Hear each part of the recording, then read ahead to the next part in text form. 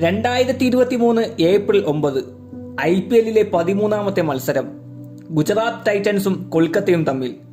ആദ്യ ബാറ്റ് ചെയ്ത ഗുജറാത്ത് നിശ്ചിത 20 ഓവറിൽ 204 റൺസ് നേടുന്നു. 205 റൺസ് വിജയലക്ഷ്യവുമായി ഇറങ്ങിയ കൊൽക്കത്തയ്ക്ക് അവസാന ഓവറിൽ വേണ്ടത് 29 റൺസ്. ക്രീസിൽ ഉമേഷ് യാദവും റിങ്കു സിംഗും നിൽക്കുന്നു. ബൗൾ ചെയ്യാനെത്തുന്നതോ യാഷ് ദയാലും. ആദ്യത്തെ ബൗൾ ഒരു സിംഗിൾ വിട്ട് നൽകിക്കൊണ്ട് ദയാൽ ഗുജറാത്തിന് പ്രതീക്ഷകൾ നൽകി. എന്നാൽ സ്ട്രൈക്ക് സ്വന്തമാക്കിയ റിങ്കു സിംഗ് 5 ബോളുകളും സിക്സർ പറത്തിക്കൊണ്ട് വിജയം സ്വന്തമാക്കുന്നു.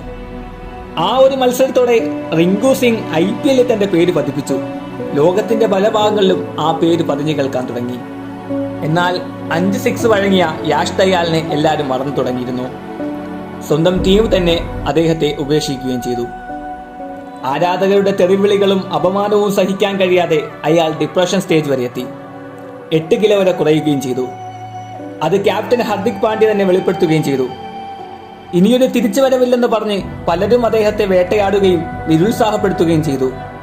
ഒടുവിൽ RCB 5 കോടി രൂപയ്ക്ക് യാഷ് ദയാലിനെ വാങ്ങുന്നു. തല്ലുകൊള്ളാൻ ഒരാൾ കൂടിയായി എന്ന് പറഞ്ഞ് വിമർശകർ വീണ്ടും അദ്ദേഹത്തെ തേടിയെത്തി. പക്ഷെ ഇന്ന് IPL-ൽ RCB-യുടെ തിരിച്ചുവരവിനെ പറ്റി പറയുമ്പോൾ എടുത്തു പറയേണ്ട പേരുകളിൽ ഒന്നാണ് യാഷ് ദയാൽ.